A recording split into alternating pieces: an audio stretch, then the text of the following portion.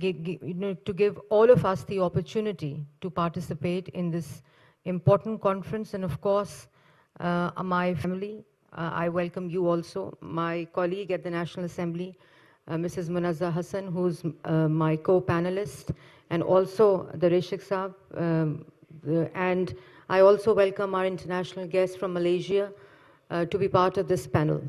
The panel, of course, is climate change, climate vulnerabilities, and also the urbanization, urban city planning and management planning, and also climate resilient cities. The topic, of course, is something that we can speak hours and hours upon because it is multi-sectoral, it is cross-cutting, and also it has many dimensions when it comes to climate vulnerabilities. I will focus mostly on Punjab province in Pakistan. The Prime Minister of Pakistan also at the national level has worked, and also the Climate Ministry in formulating and compiling a very robust national action plan for climate resilience. Also carbon trading, carbon financing is something that is being worked upon at the national level, the legal framework. Punjab, of course, as we all know, and you've been hearing for last few days, is, of course, no exception when it comes to climate resilience and climate vulnerabilities. Most urbanized, fastest urbanized province, and also the cities in Punjab, 130 million population, and the divide, of course, is 37% urban and 63% semi-rural, semi-urban and rural population in Punjab. And when it comes to water shortages, when it comes to intense climate vulnerabilities, biodiversity, climate resilience, as I said, Punjab is no exception. So I'll briefly narrate what we've been doing after assuming office in last 10 months under the dynamic leadership of the Chief Minister, Marriyum Nawaz, who's leading the climate resilience vision in Punjab and across Punjab. Climate change, as we all know, is not a very, cannot be seen in silo or in isolation with bordering provinces, with bordering cities, with the bordering region, with the bordering countries, neighbors. It is integrated, it is comprehensive, it is, something that we all need to work together if we want to change the course, and also has an impact on humanity, I would say, touching each and everyone's life across the ecosystem. So after assuming office, first of all, the development planning of Punjab province has seen transition and a paradigm shift when it comes to climate resilience policies and urban planning. And to begin with, the Chief Minister Punjab has for the first time introduced solid waste management in urban and rural cities across Punjab. It was previously present in only 2 cities in Punjab, but now, alhamdulillah, in our last 11 months, every city, every district, every division has now a complete end-to-end solid waste management framework for, looking at the urban solid waste management planning. So that's something, it's a flagship project of the Chief Minister, and we all know that Sustainable Development Goals has a lot of integration with solid waste management and associated health impacts, air quality impacts also. Then in the climate lens, I would say that for the first time, the development planning has been seen from very integrated approach, cross-sectoral approach, multi-sectoral approach that we say. It's said, it's easier said than done, because we all know that we all say across the globe that it should be integrated, it should be inclusive, it should be trickle down to the local level, to the union council level, to the local government level. But when it comes to real implementation, it is always a challenge, because the sectors talking to each other is a challenge. The sectors communicating to each other is a challenge.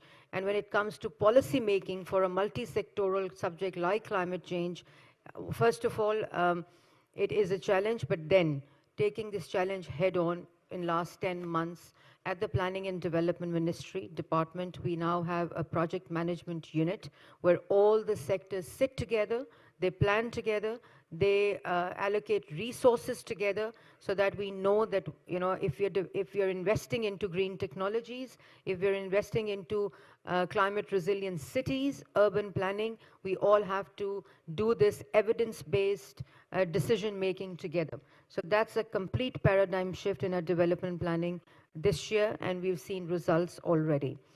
When it comes to the adaptation and mitigation of the climate resilient policies, of course, it's also head-on urban planning, rural planning, infrastructure planning, green technology planning.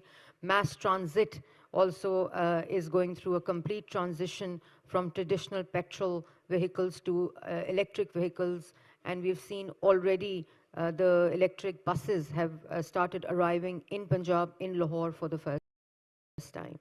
Sectoral-wise, in industries, a complete mapping of the industry was done initially. So we divided this 1 year when we assumed office into 3 phases: short-term, medium-term, and long-term. Short-term was mostly legislative changes, amendments, hand-holding, stakeholder engagement, citizens engagement, awareness raising when it comes to climate change. And also, we are going through Punjab and Pakistan, and the cities in the region are going through air quality crisis at the moment. And Lahore, of course, as we see, is the center stage. But this year, in last 5 months, we've seen peaks in other cities of the provinces also. And in the region as well, we've seen peaks, unprecedented peaks this year.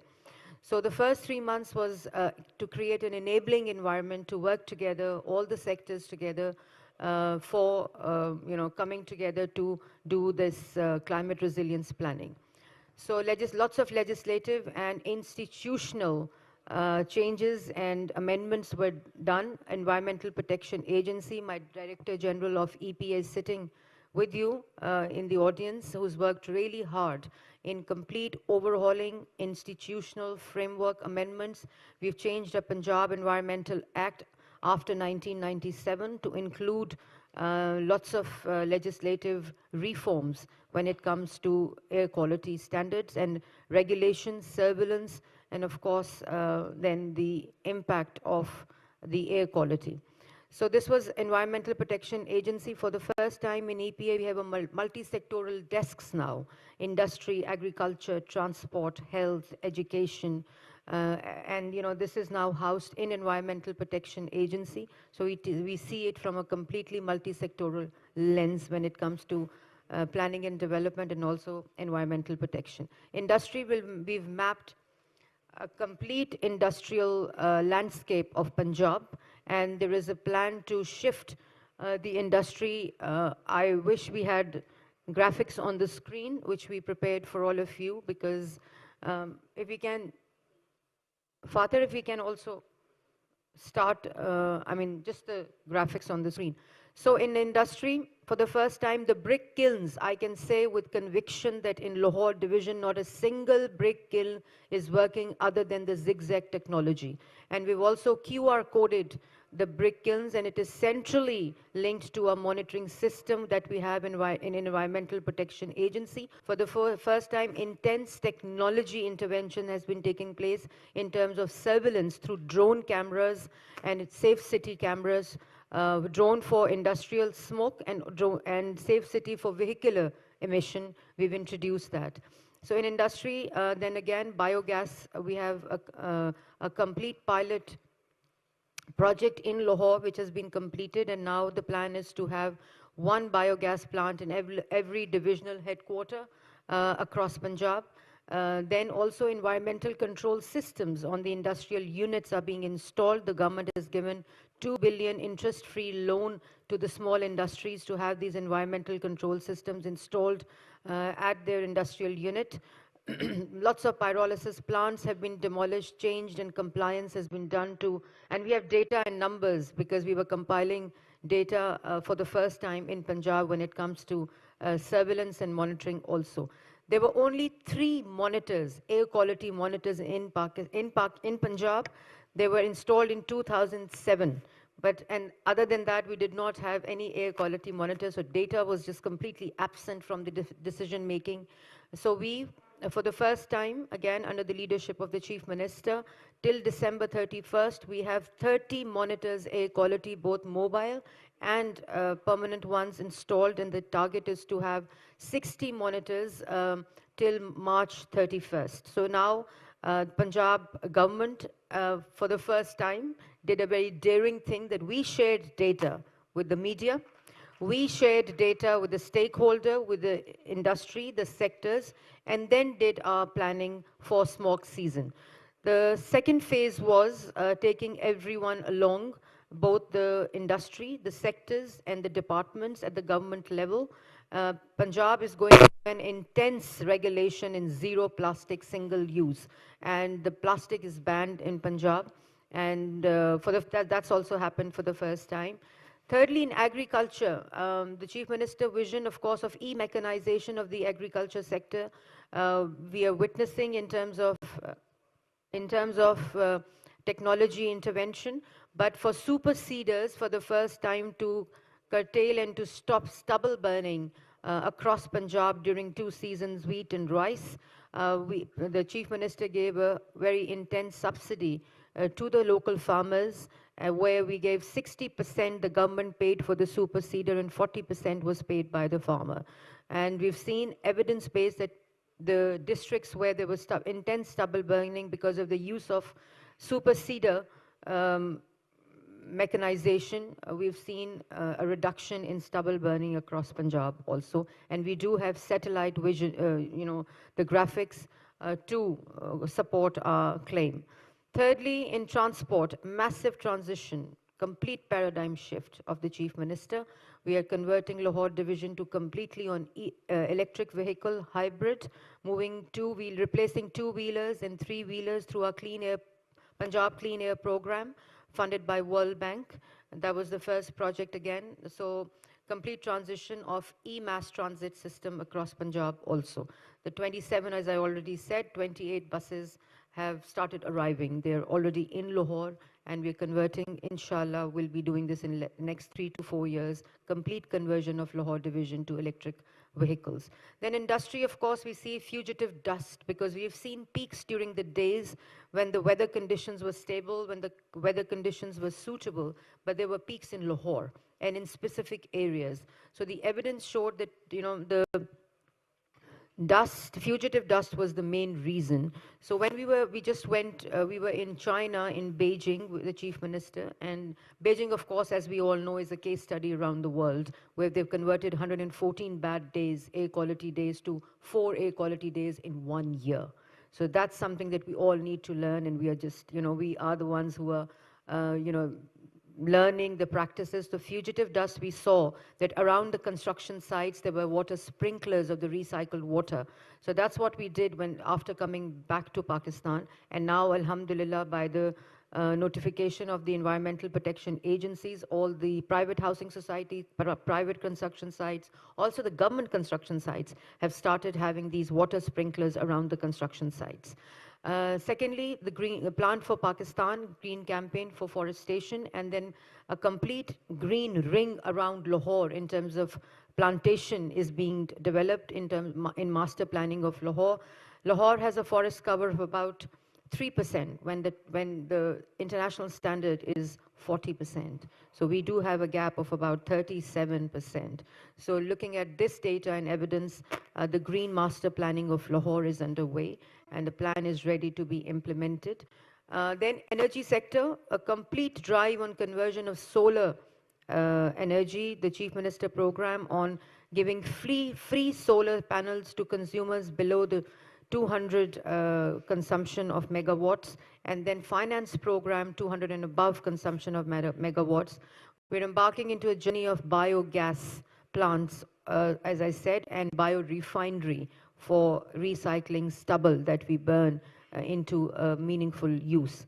Then lastly, I would say that we are heavily investing into green technology and green infrastructure. All the roads, more than 900 main roads and arteries are being constructed in Lahore at the moment, and every road has now a shoulder bed of trees wherever a new road is built by policy.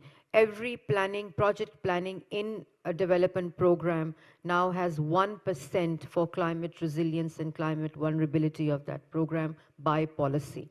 It's part of the policy now.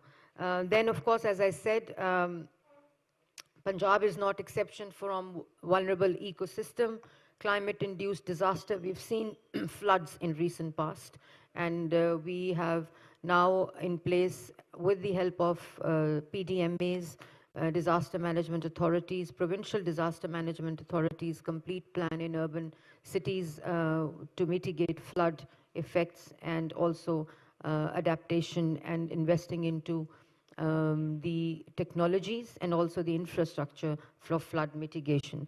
Green industry, I've spoken about, zero waste vision of the Chief Minister of Punjab, I have spoken about in detail.